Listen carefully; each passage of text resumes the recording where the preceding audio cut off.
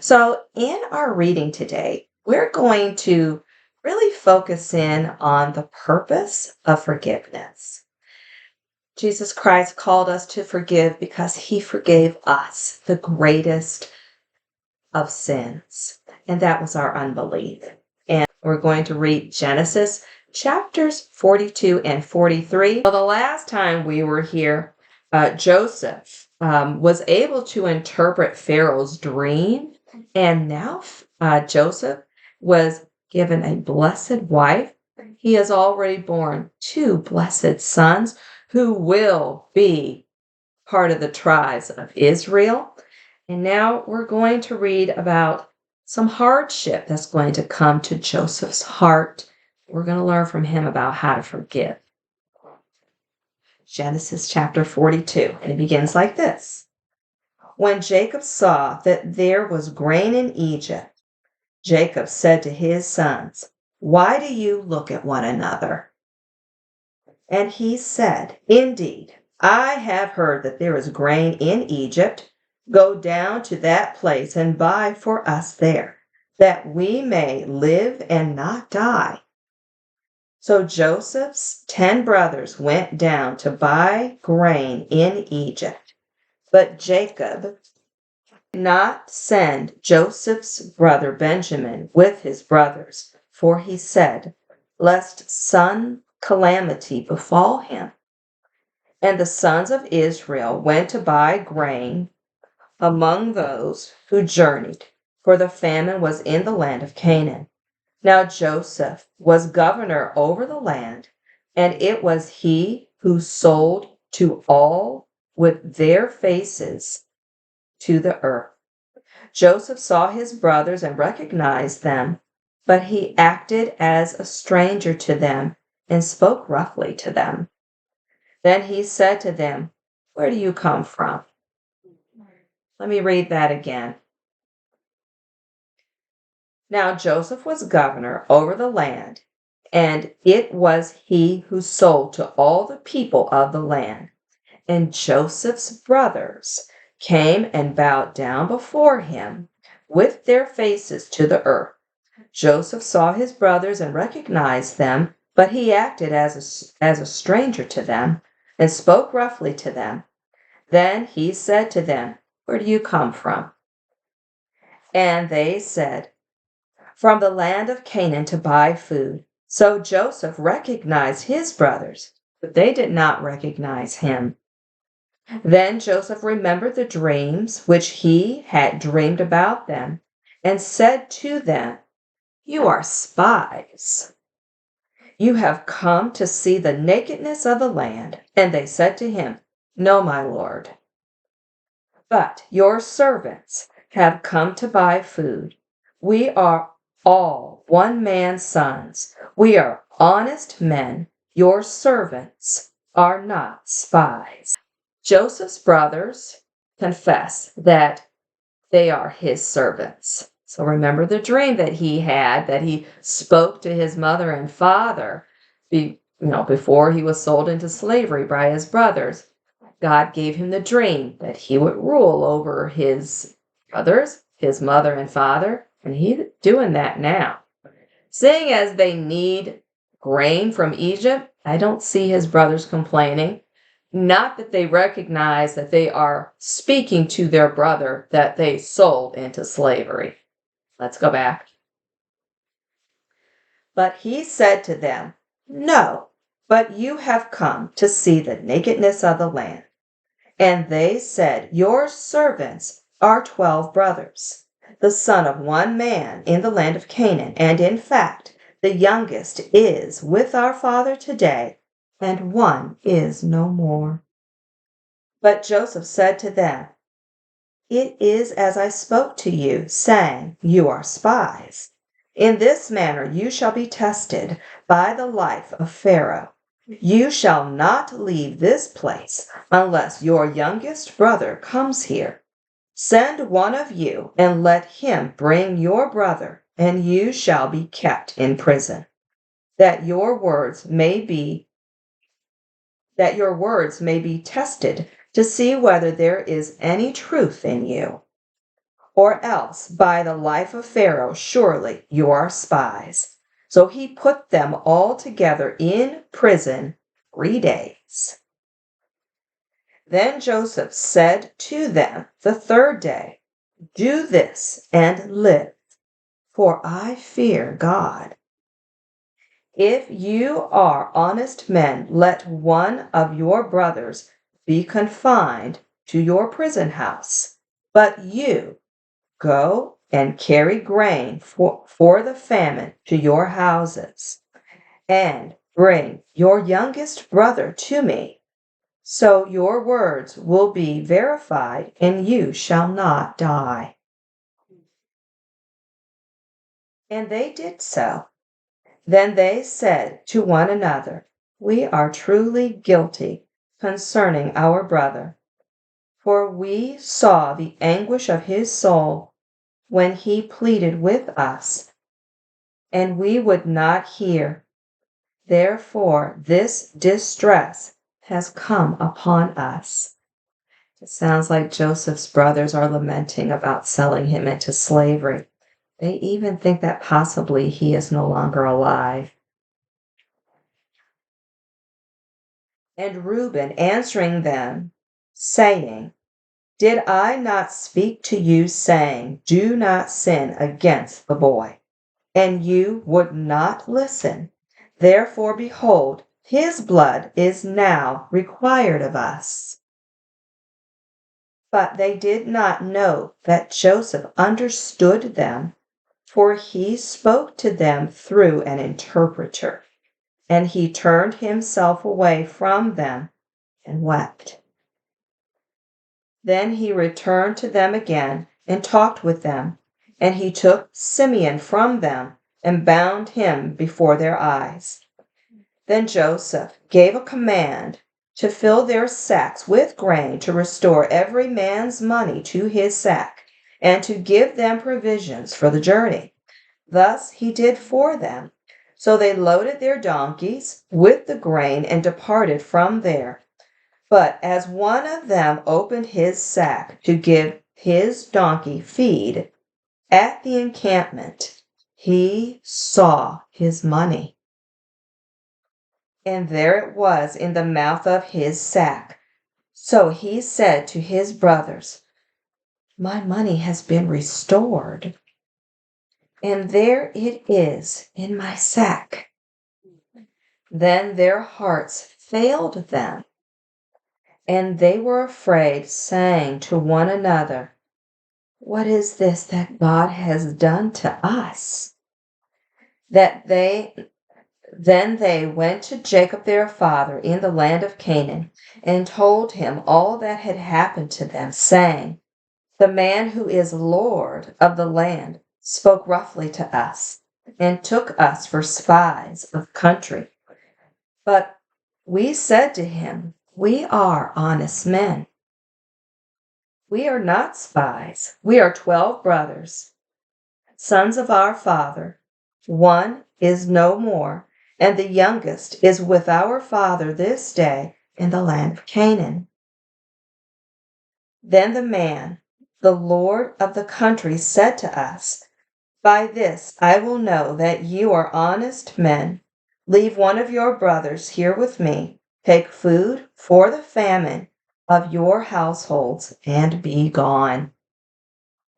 And bring your youngest brother to me, so I shall know that you are not spies, but that you are honest men.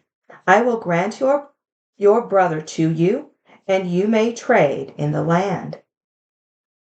Then it happened as they emptied their sacks that surprisingly each man's bundle of money was in his sack. And when they and their father saw the bundles of money, they were afraid. And Jacob their father said to them, you have bereaved me. Joseph is no more, Simeon is no more, and you want to take Benjamin. All these things are against me. Then Reuben spoke to his father, saying, Kill my two brothers. If I do not bring him back to you, put him in my hands, and I will bring him back to you. But he said, my son shall not go down with you, for his brother is dead, and he is left alone. If any calamity shall befall him along the way in which you go, then you would bring down my gray hair with sorrow to the grave. I can understand Jacob's great fear. Genesis chapter 43. Now the famine was severe in the land, and it came to pass, when they had eaten up the grain which they had brought from Egypt, that their father said to them, go back, buy us a little food. But Judah spoke to him, saying, the man solemnly warned us, saying, you shall not see my face unless your brother is with you. If you send our brother with us, we will go down and buy you food.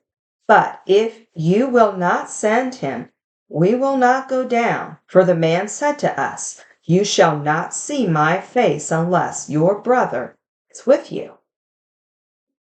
And Israel said, why did you deal so wrongfully with me as to tell the man whether you had still another brother?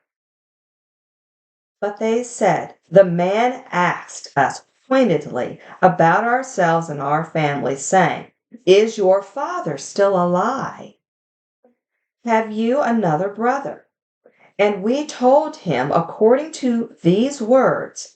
Could we possibly have known that he would say, bring your brother down? Then Judah said to Israel his father, send the lad with me, and we will arise and go, that we may live and not die, both we and you, and also our little ones. I myself will be surety for him. From my hand you shall require him. But if I do not bring him back to you and set him before you, then let me bear the blame forever. For if we had not lingered, surely by now we would have returned this second time. And their father Israel said to them, if it must be so, then do this. Take some of the best fruits of the land in your vessels and carry down a present for the man. A little balm and a little honey, spices and myrrh, pistachio nuts and almonds.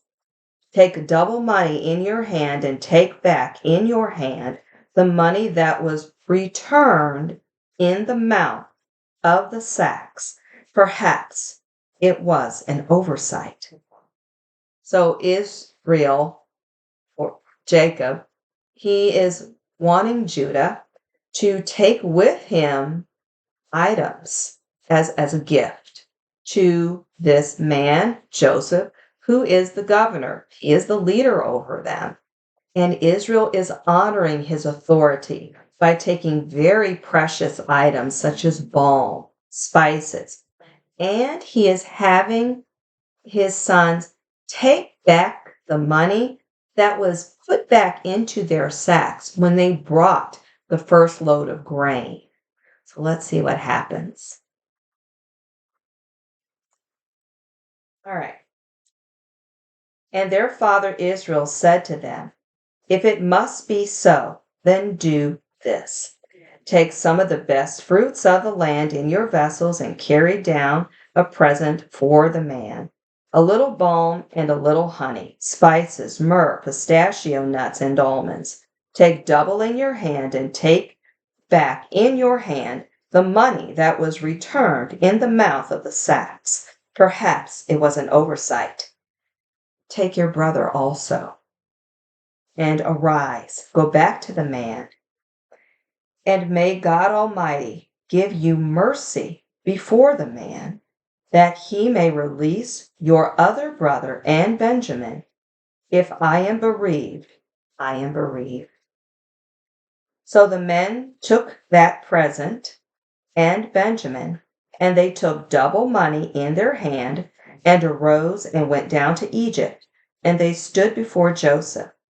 When Joseph saw Benjamin with them, he said to the steward of his house, "Take these men to my home and slaughter an animal and make ready, for these men will dine with me at noon." Then the man did as Joseph ordered, and the man brought the men into Joseph's house. Now the men were afraid because they were brought into Joseph's house, and they said, "It is because of the money which was returned in our sacks the first time that we are brought in, so that he may make a case against us and seize us and take us as slaves with our donkeys." When they drew near to the steward of Joseph's house, they talked with him at the door of the house and said, "O sir, we indeed came down the first time to buy food, but it happened when we came to the encampment that we opened our sacks, and there each man's money was in the mouth of his sack. Our money is full weight, so we brought it back in our hand, and we have brought down our money, and we have brought down other money in our hands to buy food. We do not know who put our money in our sacks." But he said, "Peace be with you. Do not be afraid. Your God and the God of your father has given you treasure in your sacks. I had your money." Then he brought Simeon out to them. So the man brought the men into Joseph's house and gave them water, and they washed their feet. Hospitality. They washed their feet, and he gave their donkeys feed. Then they made the present ready for Joseph's coming at noon, for they heard that they would eat bread there. And when Joseph came home, they brought him the present which was in their hand into the house, and bowed down before him on the earth. And he asked about their well-being and said, "Is your father well? The old man of whom you spoke, is he still alive?" And they answered, "Your servant our father is in good health. He is still alive." And they bowed their heads down and prostrated themselves. Then he lifted his eyes and saw his brother Benjamin, his mother's son, and said, "Is this your younger brother of whom you spoke to me?" And he said, "God be gracious to you, my son." Now his heart yearned for his brother. So Joseph made haste and sought somewhere to weep. And he went into his chamber and wept there. Then he washed his face and came out, and he restrained himself and said, "Serve the bread." So they set him a place by himself, and they by themselves, and the Egyptians who ate with him by themselves, because the Egyptians could not eat food with the Hebrews, for that is an abomination to the Egyptians. And they sat before him, the firstborn according to his birthright, and the youngest according to his youth. And the men looked in astonishment at one another. Then he took servings to them from before him, but Benjamin's serving was 5 times as much as any of theirs. So they drank and were merry with him. So as we conclude our reading today, it took a lot for Joseph to restrain his emotions.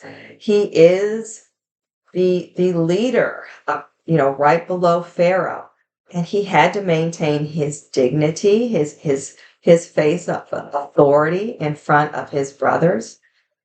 But it meant a lot to him for his brothers to bring back Benjamin, to bring back the money that he, left in their sacks.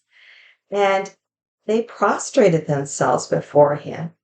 They do not yet realize that they are in the midst of their brother Joseph, but he is using this time of anonymity, if you will, to take that time to have some forgiveness in his heart so that when he does utter to them, I am your brother that you sold, he does have forgiveness for them that is unrestrained. It's a wonderful time to be with you. Please make sure to give this video a like here at Righteous Practice on YouTube and share these videos with someone you love.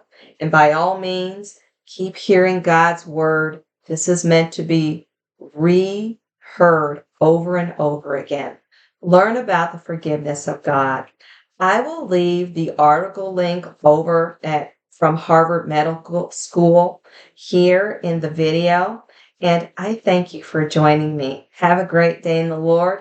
And I hope that your act of forgiveness today lifts your spirits and gives you the physical boost in your body that God meant it to do. Have a great day in the Lord.